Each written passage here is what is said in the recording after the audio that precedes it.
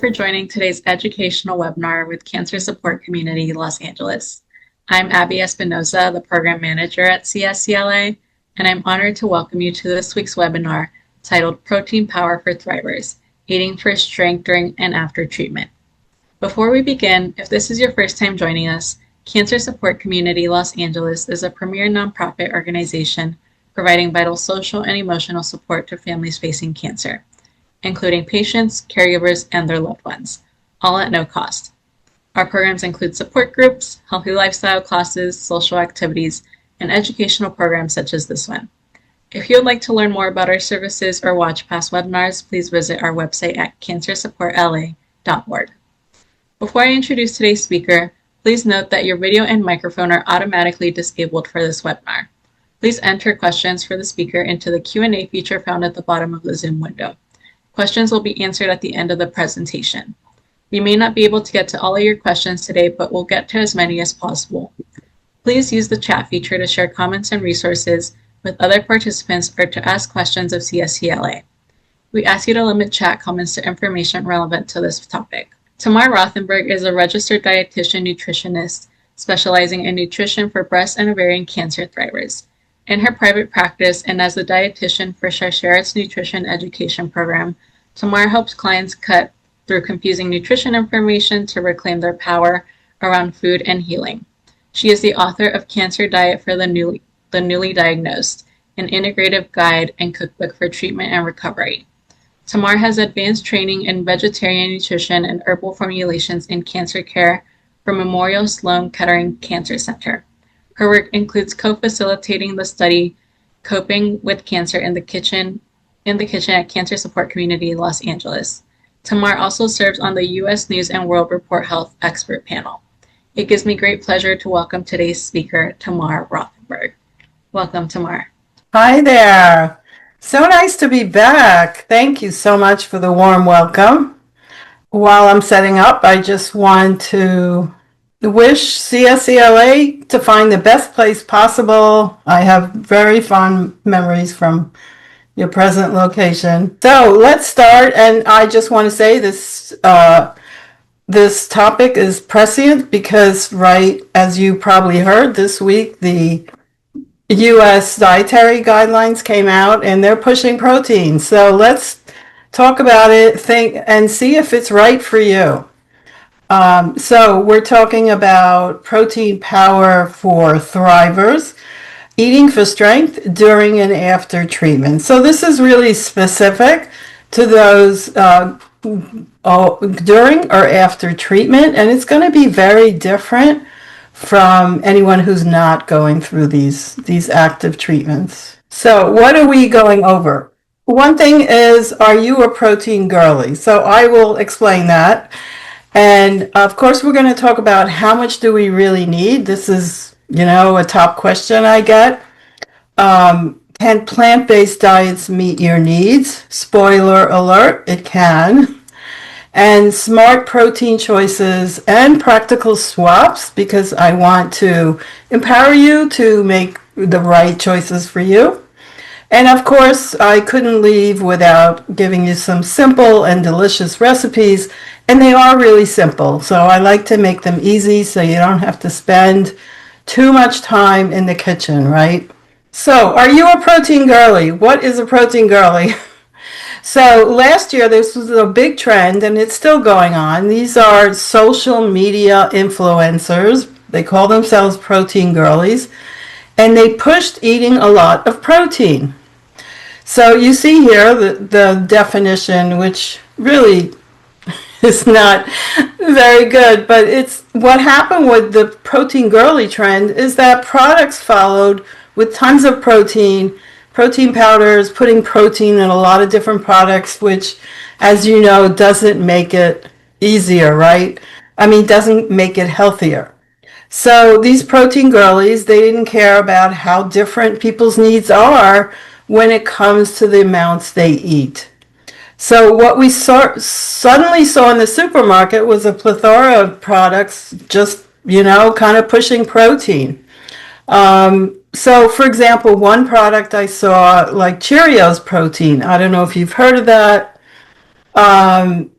So the Cheerios protein, I compared it to regular protein and it was kind of mind-boggling. So it's called Cheerios protein if you've seen it, and it has double the amount of sugar with just a few grams of extra protein. So it's actually not any healthier than the regular protein. Regular Cheerios has 2 grams of protein. I'm sorry, 2 grams of sugar, which is minimal, and then 5 grams of protein. But protein Cheerios has 11 grams of sugar and 8 grams of protein. So for a measly 3 grams protein, you're also getting 3 teaspoons of sugar. So it doesn't make sense. It's good marketing, but it doesn't make sense. I'm just going to ask you, what have you seen in the supermarket that's all of a sudden, filled with protein? You can just put it in the chat here. What kind of products have you seen that caught your eye that all of a sudden say, protein, extra protein? Anyone here? Protein pretzels, really? Protein chips, yes, I've seen that. Have you tried them? Are they any good? Can't imagine they taste the same. Protein pretzels, that's interesting. Starbucks is adding protein to their drinks. Yes, that's a big thing. And of course, charging more for it. Protein chicken chips. That's interesting. Progresso extra protein lentil soup. Wow. That's totally unnecessary. I'm sure they're charging more, but lentils have tons of protein. So that's not a great idea. But hey, any way you can market it. Thank you. That was really interesting, especially the protein pretzels. I'll have to look for that. So, as you can see, same price. Okay, thank you. As you can see, it doesn't make the product healthier by adding protein, but it's a great marketing tool, right? So I'm just going to minimize this here. So how much do we really need, right? This is an important question. What does protein do, right? Protein is extremely vital for the body. It's called a building block because we can't build hormones, cells, muscle without it. And we often hear about muscle loss and protein, but it's important for our hormones as well. And without enough protein, your body just can't do these important jobs well. You'll often feel tired, lose muscle, and if you find yourself getting sick more often and there's no other reason, maybe you need to up your protein as well. And what is the actual makeup of protein? It is what we call a macronutrient, meaning you need a lot of it, as opposed to a micronutrient, which would be like a vitamin or a mineral. So it's a macronutrient that's made up of compounds called amino acids. Now, some of these amino acids, there are 20 total. 9 of them you can only get from food. Your body cannot produce them. And this is why protein is what we call, these are essential amino acids. But what's really fascinating is some of them are called conditionally essential. Meaning, if you're not ill, if you don't have any chronic disease, then there are certain amino acids that are not essential. But in times of illness or high stress, they become essential, meaning you have to get them from food.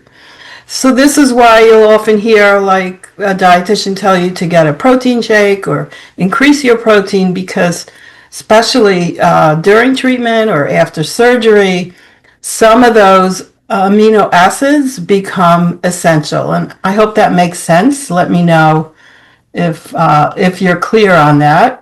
So again, how much do we really need? As you can see, more protein is needed in what we call growth states. So obviously recovery, for whether it's injury, illness, or surgery. In aging, right, we want to protect our bones, so we need muscle, more muscle. During and after menopause, for bone loss, it's really important. For obvious growth states such as pregnancy. but also for active individuals and athletes, because if you're not getting enough protein, your body will take it from your muscle and it actually degrades the muscle. And there's one more category now. Can you guess what it is where we need more protein?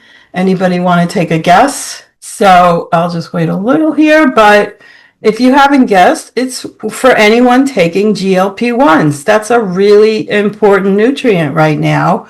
If you are on them, I hope you've been told you definitely need more protein, and that's because you're eating much less. You may not be able to exercise at the beginning because of side effects, so you will lose muscle. So really important if you're on these new GLP-1s. So again, how timely is CSCLA, right?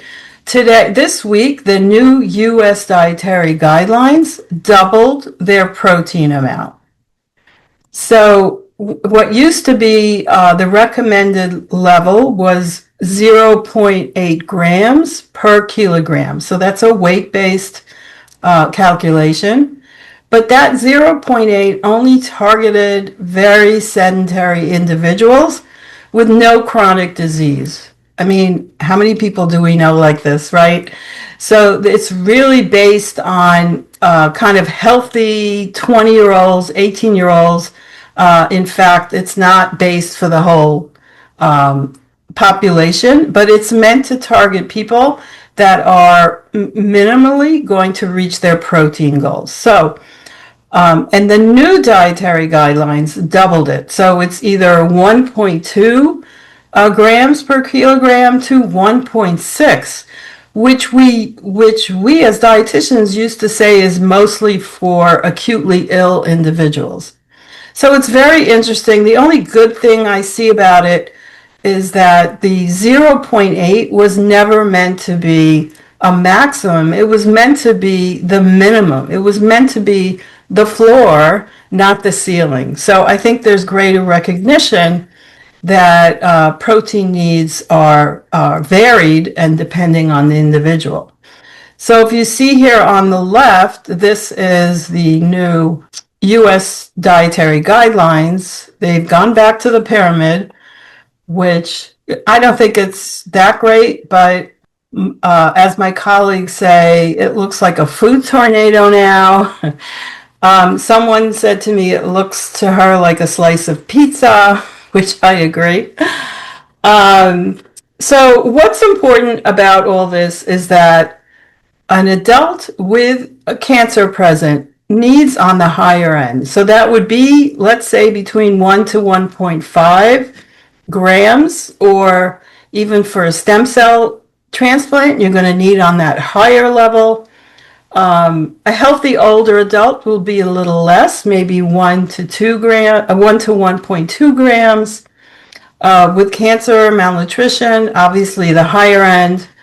But all this, and I'm not telling you what you need, because as you can see here, it's very individual, depending on many factors. It depends on your labs, and it depends. Originally, we based it on an assessment of nitrogen balance, because that's what's excreted. So take all this into context and then ask your medical team or your dietitian for your particular level that's needed. And the truth is, if you get too much, it's not an issue. It's only that getting too much protein turns into extra calories. And what does that turn into? Yes, it turns into fat. So that would be the issue. In terms of kidney disease, we have to be very careful. If you have active kidney disease, such as dialysis, then we do have to adjust your protein. So it's not that it causes kidney diseases, as many people think. So I hope that's clear. If not, just let me know. And here's another example. How much do we really need? Well, are you post-surgery? So this is where it becomes very, very important. The general recommendation, this is very general, is for a total amount every day of 60 to 100 grams of protein. And this protein goal is very important, more important than other foods that you're eating. So really important to reach that goal. You need to work with a dietitian to figure out your exact needs because it's dependent on sometimes weight, sometimes not, the type of cancer, the treatment, the activity, are you active or not, some kind of wound. And I'll give you an example that breast cancer patients can lose up to 30% of muscle during active treatment. And that's just from probably being more sedentary, which is totally understandable, and the stress of the treatment. So that's when we can possibly recommend adding in protein like Boost or Ensure. Somebody asked me about translating it to ounce, and I'd have to. The way we do it in nutrition is by grams, and that I understand is more difficult to translate, but because it's an exact science, we use grams per kilograms. Somebody's asking about blood cancers post treatment, and that would be something you need to talk about with your medical team because that's going to be, as you can see, very has to be individualized. So again, how much do we really need? And I want to say don't over focus on protein grams, and I'll tell you why in a minute. The easy way to visualize how much protein you need is to include at least one protein choice each meal for about 20 or more grams, and then most snacks about 10 or more grams. So that would be kind of the average that at least you're getting close to your needs or enough. But what would that look like? It doesn't mean you have to sit there and count your grams unless your medical team tells you to. Let's say you eating a bowl of chili. It could have ground turkey or chicken in it. It could have beans, a bunch of vegetables. And that would be your protein goal for lunch, for example, instead of focusing on the actual grams. Another way to look at it is to aim for 10 to 35%. And it's a range, as you can see, of total calories and protein. But that's assuming you know your energy needs, your calorie needs, and that's something else that we evaluate when you're in treatment. So it's important to know your total energy needs when you do that. But again, you could see what it looks like on a plate might be a quarter of your plate. So that's another thing to think about. And then when you're focusing on protein, I find that people, when they overfocus, then it becomes a detriment to other nutrients. So avoid filling up on the foods that we love, those highly processed, low nutrient foods, because they're going to crowd out your protein and other important nutrients from your diet. So that means chips, cookies, sweets, sugar sweetened beverages, refined grain products. And I'm not saying never have them. Definitely have them once in a while, especially in social situations. But just know that not to do it at the expense of your protein needs. Okay, so what about plant-based diets? You know already my answer is yes, you can get enough protein whether you're only eating plants or if you're having small amounts of meat, fish, eggs, or dairy. And this is the position of the Academy of Nutrition and Dietetics. All they do is study nutrition, but it's the position of actually many organizations. So if you're hearing that you can't meet your needs, I want to dispel that myth. I will say that vegans have to pay more attention as they age, but that may be a good thing. But it's certainly doable. Another myth that was, I don't know, I want to know if you still hear this, but you don't need to combine rice and beans to make a complete protein. We know that's not true anymore. I'll give you a little background on that so maybe understand it a little better. But as long as you're having a variety of foods during the day, you're going to meet your protein needs. The complete protein stems from this understanding that we need all, these amino acids, and all the amino acids at the time we thought were not found in all the foods that we eat. Well, it turns out they are found, all 20 of them, or the ones that we're getting, but they're found in varying levels, meaning all plant foods have varying degrees of amino acids, these building blocks of protein. Some are higher in some, and some are lower. So, for example, meat has a higher level of certain amino acids, and then plant foods will have a higher level of some other amino acids. So, again, we're back to eating a variety of foods so you can meet your needs. And I hope that makes sense, that it is doable. We just need to pay a little more attention. So, how can we make these plant-based diets work for you? Again, back to variety. You're going to eat a variety of sources. That could be beans, lentils, tofu, tempeh, seitan, nut and seed butters are great sources, or even veggie meats can fill up some of that shortfall. If you avoid dairy, my suggestion is to select fortified milk alternatives with 6 to 9 grams of protein per cup. And that's usually found in soy milk or pea or hemp milk blends.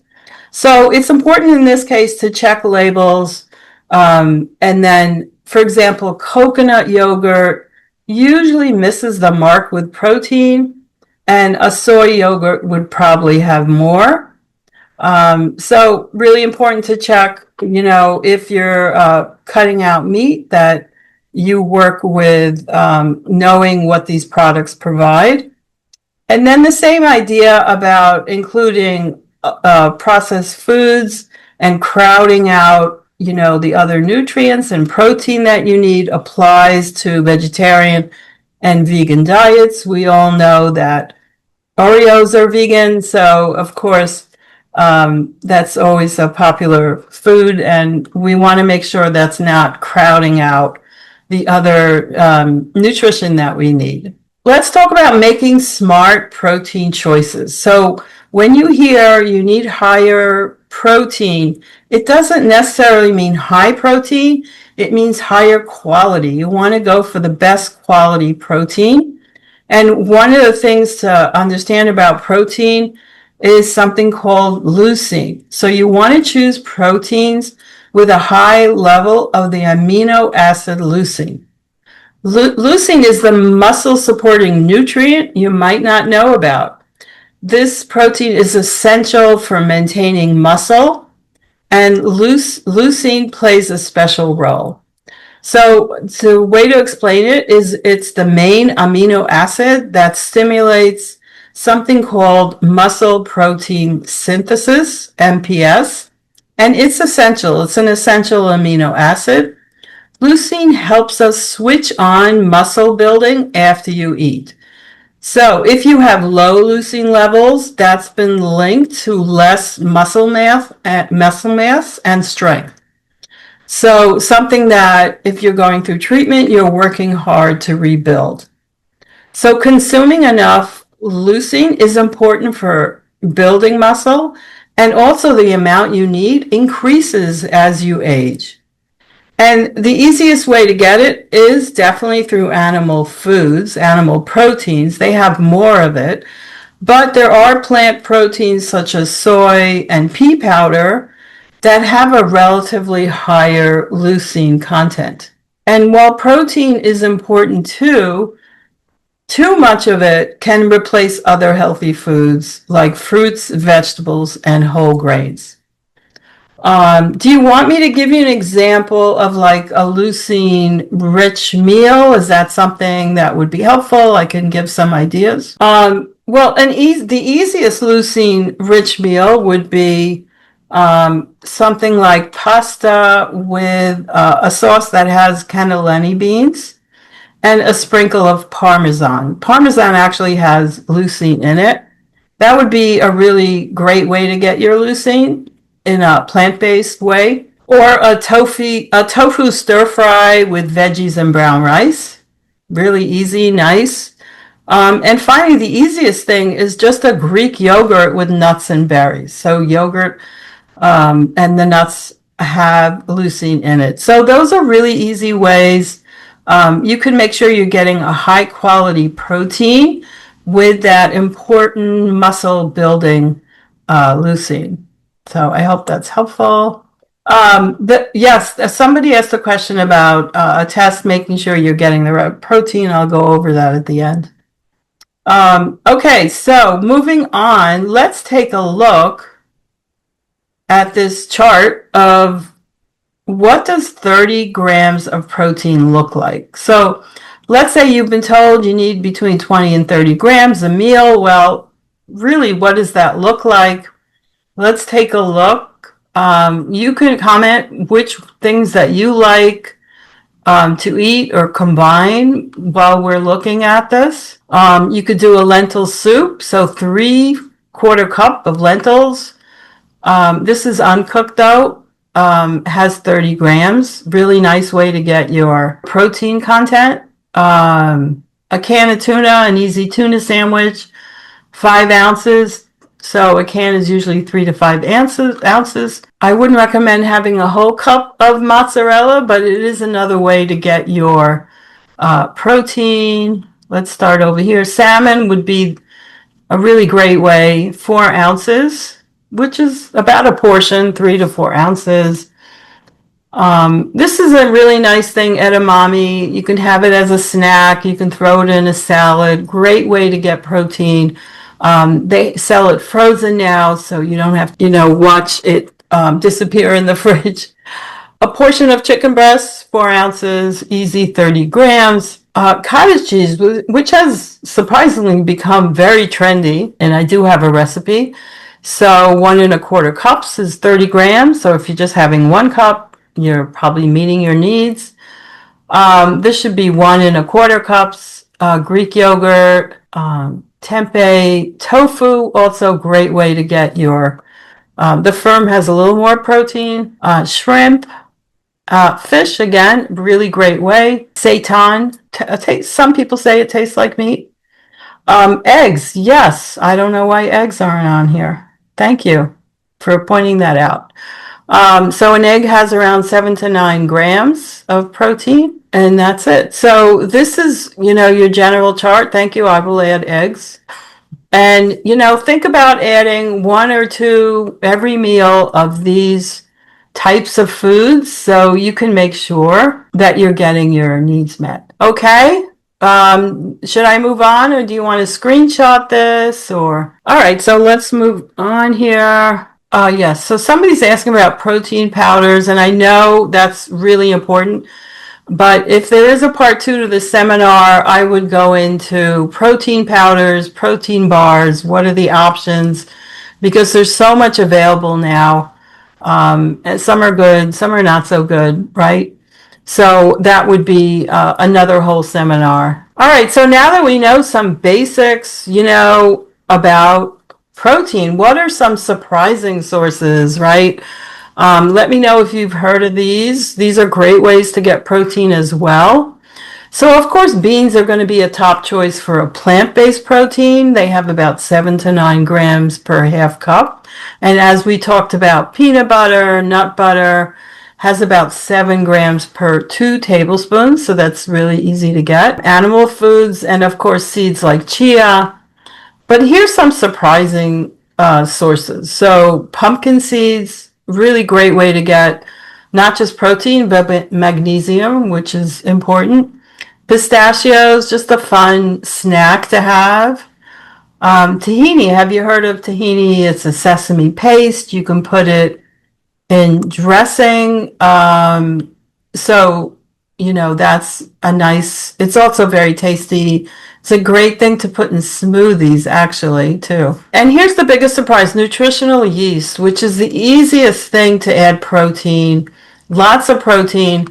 You just shake it. It tastes a little cheesy if you haven't tried it. Vegans love it. You can keep it in your pantry yes, somebody said I add it to my popcorn. Great way to increase the protein. I add it on pasta. It's really great. Eggs as well, right?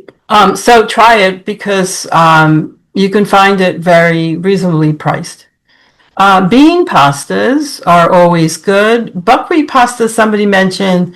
I'd have to see how much protein. Probably it's a good source, but the bean pastas would be higher if you like them. Of course, soy foods, which are safe for the hormonal cancers. There's lots of myths about soy, but perfectly safe. Veggie burgers. So people are hesitant about veggie burgers, but they are really good once in a while just to meet your protein needs. Fava beans.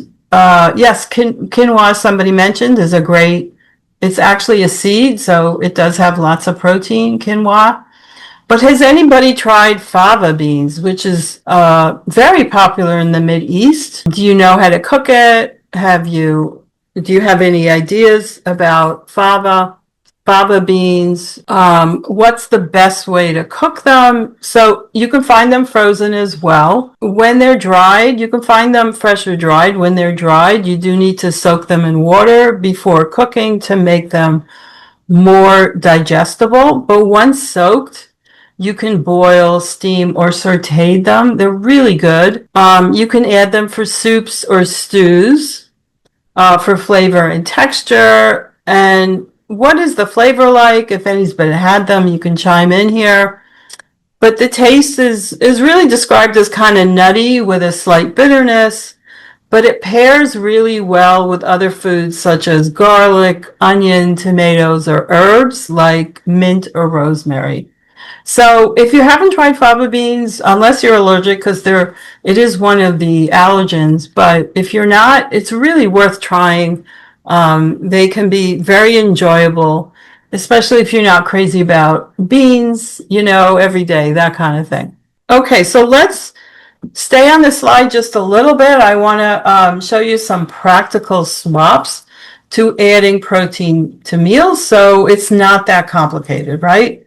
Let's take a look at the meals here. Just going to have a drink of water. So for breakfast, what do you usually have for breakfast? And I recommend you start your breakfast with protein. It's very important to carry you through the day. So again, that could be eggs, nut butter, or Greek yogurt. And then you want to, add some more to it. You can sprinkle chia, if you like that, ground flax, or hemp on your cereal or oatmeal, or quinoa. That is also a nice breakfast. So right there, you're introducing more protein to your day. For lunch, you could have a bean soup or any kind of bean, tofu, lean meat, and soups, salads, and sandwiches. And one thing I like to suggest is hummus as a sandwich spread or dip, just to have a little variety from tuna or chicken, and it's really high in protein as well. If you're buying hummus, take a look at the protein, because a lot of times they add more oil to the prepared hummus, and then it has less chickpeas actually. So take a look. Dinner, let's keep it simple. Your protein could be salmon, chicken, or a plant-based protein. You could have a side dish of quinoa, lentils, or black beans, or a cup of chili. And then for snacks, you could have, a basic trail mix. You can make that easily. Or roasted chickpeas. I don't know if you've tried that. Roasted chickpeas, they sell them now actually in snack bags. They're really good. Or you can make your own, but they're really only good the same day you make them, so they don't stay crunchy. But you could add chickpeas instead of croutons, for example, or roasted chickpeas to your soup as a topping.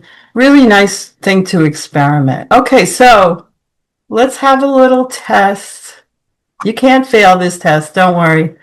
What can you add to breakfast to include protein? What are some ideas? Just put them in the chat. Let's see if Anybody has some creative ideas to add breakfast to include protein? What do you generally have for breakfast that you think has protein in it? Pumpkin seeds on top of Greek yogurt. Oh, I love that. Great idea. Hard cheese, yes. And that has the leucine that we talked about. Feta cheese, nice. Oatmeal, yogurt, soy milk, perfect. Overnight oats, yes, that's a big thing now. I even saw Target had glasses, mason jars that for overnight oats, which was really funny to me. Steel cut oats with berries, fantastic. Okay. Adding Greek yogurt to oatmeal makes it creamy. Oh, nice tip. And hemp seeds with blueberries on yogurt. Wow. Very nice. These are great ideas. So which of the protein sources, if any, surprised you on the list that I had of surprised? Were you surprised by any of the protein sources that I presented? Let me know. Or if you have other ones like the eggs, if you can think of everyone, pumpkin seeds, yes. And they're great to snack on, pumpkin seeds as well. And finally, what are two good sources of plant protein? Any ideas here? I think some of them were mentioned even in the breakfast. So what are your ideas for two good sources of plant protein that you would like? Actually, one of them, somebody just said pumpkin seeds, great idea. And the other would be nutritional yeast, right? Great protein source. Tempeh and seitan, yes. Spinach, spinach and tempeh, yes. And edamame, great protein source, right? Easy to snack on, portable. Okay, thank you so much. Lentil soup, that's a good one in the winter right now, even in LA, right? Yes, and in fact, lentil soup and then top it with either some Parmesan cheese or some of the chickpeas. That would be a great thing. Thank you. Okay, so let's move on to the recipes, the fun part. Let's get cooking. Okay, so the first one is just, I have the recipe here, I don't have the video. So let's talk about it. This is so easy to put together. In fact, you could keep it on hand for when your appetite's not so great, but you need to eat protein. It's called a protein strawberry whip. You can take a screenshot of this. All you need is water and ice, a scoop of protein powder, any one that you like, and then a cup of frozen strawberries. So it's budget friendly, easy, and it's cold. And you know, when you're going through treatment, sometimes with the taste changes, you do like cold food. And then all you do is add these ingredients to a blender and you'll process them till they really look like a whip, until they're light and fluffy. You may need to stop and scrape the sides and stir the mixture while you're blending. So how does that sound? And of course you could add, if you want a little maple syrup or some chocolate chips, then you can make it sweeter. If you don't like it as sweet, you would keep it as is. So do you think this is something you might make? It really looks very pretty with the strawberries as well. It wouldn't be a dip. It would be something you would just eat by itself. Okay, so enjoy this recipe. The next one we have is a video. Let's just go over the ingredients. This, you could use any nut butter powder that you like. Doesn't have to be peanut butter. But this is a peanut butter cottage cheese ice cream. I know it sounds a little weird, but it really works, and it's high protein. This one serving has 30 grams of protein and 5 grams of fiber. You can customize this. You can leave out the chocolate chips, or I like to suggest the mini ones, so they have less sugar but still has that chocolate. So again, this is something you might have around, and that would be 2 cups of cottage cheese. You want the whole milk, a 1/4 cup or less of maple syrup, a 1/2 cup of the peanut butter powder. So it doesn't have all the fat. Can you sub powder with actual peanut butter? I'm not sure. It might weigh it down too much, but you can definitely try it. Can you use 2% cottage cheese? Yes, it wouldn't be as rich, but you can definitely use it. And then the 2 tablespoons of chocolate chips, semi-sweet, sweet has a little less sugar, but there's a new chocolate chip, how do you pronounce it? Giraldi? Sells that's very low sugar, which I like. Yes, you can sub almond butter for sure. So these are your let's go over the video so you can see what it looks like now. I'm going to play the video.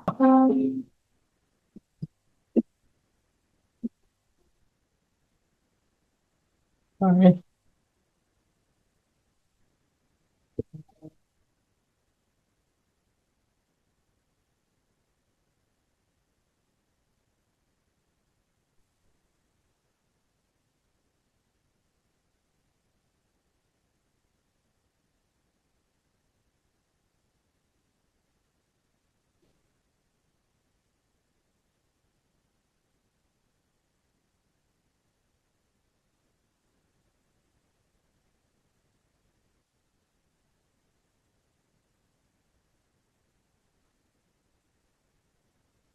So the important point is to freeze it. You don't need an ice cream maker. Freeze it for 4 hours and then soften it a bit. Actually, this recipe I see we did use the mini chocolate chips, so that's what it looks like. So how does that sound? Does that sound tasty? Is it something you might try? You can even add some vanilla if you want. You can totally customize it. The important part, again, is it's cold. It's has a nice flavor and it has the protein that you need. As I said, it's 30 grams. And this is even without protein powder, so really nice.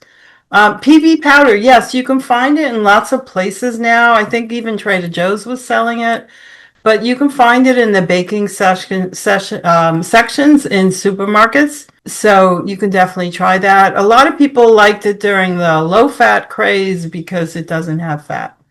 So that's an idea to add that. And then finally, please connect. I'm here. I'm available. You can find me on my website, on my email, nutritionnomnom, on Instagram at breast cancer nutritionist. And also I have a Substack, which is longer form articles specifically for breast cancer. I answer a lot of your questions there. So take a look. All right. So thank you very much. And I'm happy to answer your questions now. Thank you so much, Tamar. We learned so much and those recipes look so yummy. I know I'm going to try one of those myself. But thank you everyone for joining. If you have any questions, please feel free to put them in the Q&A. It does look like we have a couple of them, so I can go ahead and get started with those.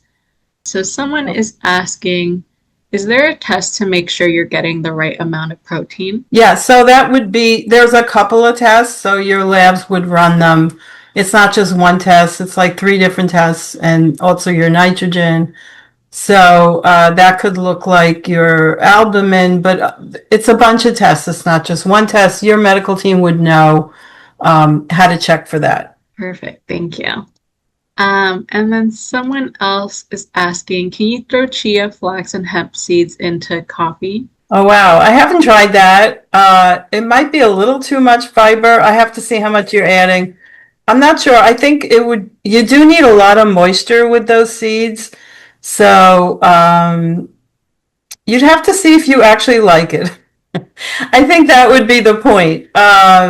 You could try it, but just be careful if you're having that much fiber to do it gradually and have enough moisture that, it can tend to get stuck. So be careful that you're having enough moisture, whether it's the coffee or yogurt, anything like that. Okay? Perfect. Thank you. Again, if you have any other questions, please feel free to put them in the Q&A. Looking at the chat, and someone is asking, I know you said we would be better to probably host another webinar to talk about more about powders and whatnot, but do you have just a brief recommendation even just for the recipes that were shown? Yeah, so basically, if you're going for a protein powder, you want a 1 ingredient, powder. So they usually add sweeteners or stevia you don't need any of that. If you want some flavor, chocolate, whatever. But a good protein powder would really just include one ingredient like whey or a pea protein powder, which is a plant-based option. So that would be, something to look for. Perfect. Thank you. And someone else is asking, are collagen powders good for these recipes as well? I generally don't use the collagen powders. You have to check. Some of them don't have enough protein. So that's something, it'd probably be interchangeable depending on the texture. So it's very important, the texture of these powders when you're putting them in recipes. So maybe to put it in soup might be a better option. You could try that, but take a look at the protein content before you switch it to a collagen powder. Thank you. And then do you know of any higher protein foods that are lower in glutamates? Off the top of my head, I don't remember. So it's something to look into and ask your medical team about. Yeah, I couldn't answer off the top of my head. Thank you. And then we also received some questions during registration, so I'll go ahead and ask a few of those. But what are some additional protein sources that one can eat as a vegan? And same question for vegetarians as well. Yeah, so do you mean a protein powder or just a protein source? Just protein in general. Oh, in general? Yeah, so all the soy products are great sources. The firm tofu has, as I said, a little more protein. Really easy to get anywhere now. The nutritional yeast, beans are going to be, of course, a very high source. Tempeh, seitan, things like that. Edamame. So those are all great, easy things to find now. Nuts and seeds, of course. So really nice selection to choose from. Thank you. And then when it comes to protein, is there anything that one should avoid? Yeah, really good question. In terms of protein foods or powders or? Just in general. In general, I would try to just really cut down on meat products. Just, it's all the recommendations from the cancer organizations are now more plant foods, less animal foods. So no processed meats, that's a problem. So really try to go more for a plant-based protein in general and avoid the processed meats. That's the one thing I would say to avoid, or mix it up. If you're making a meatloaf, instead of reduce the meat and add more mushrooms. That's another way to do it. And someone else asked, is there a difference between plant protein and animal protein in terms of patient outcomes? I don't think there's been studies done, particularly on powders. It's more on plant-based foods. So yes, there are slightly better outcomes with plant-based diets. And so I would say it has more to do with what you're eating. The type of, if you're having more plant-based foods, that would be a better option, more important than the powders, because you're not having as much powder as food. So I think that's the issue. Vegan powders, is that, oh, you didn't want to get into that. Okay, fine. I won't start with that. Yeah. But one last question about powders. What type of protein powder is easiest to digest? Great question. So if you have dairy, the whey protein, WHEY, is going to be your best bet. It's easy to digest, has all the high levels of all the amino acids that we talked about. So it's kind of the best protein to have.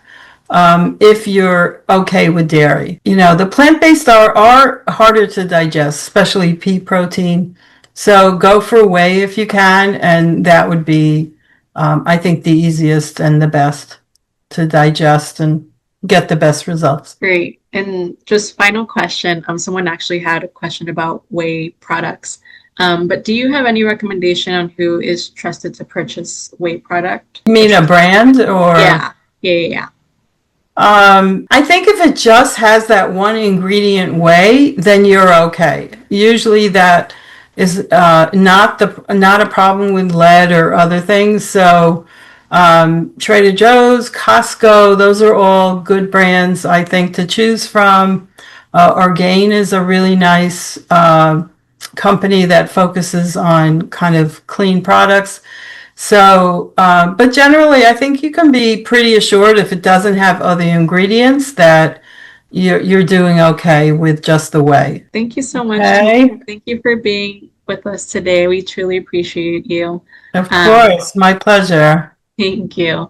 And then we do have one final closing slide. If I can just share my screen. Thank you again, everyone, for joining us. If you would like to learn more about Cancer Support Community Los Angeles, please visit our website at cancersupportla.org. This webinar is also being recorded, so if you would like to watch the recording in the future, please feel free to visit our website and it'll be put on there as well. And if you have any questions or would like to get more information about how to get started with the support group or with any of our other services, please feel free to email us at info@cancersupportla.org. We also wanted to invite you to join us for our easy yoga class that meets online on Saturdays from 9 to 10 a.m. And if you are interested in getting registered, please feel free to scan the QR code. That'll take you to our calendar. But again, if you have any questions about registration or have any trouble registering, please feel free to email us. I want to thank everyone who attended once again for your engagement today. And thank you, Tamar, for joining us. We truly appreciate you being here, and we look forward to having you back for a future webinar. Of Thank you, course. everyone. Hope to see you in your new place. Thank you, everyone. Have a good afternoon.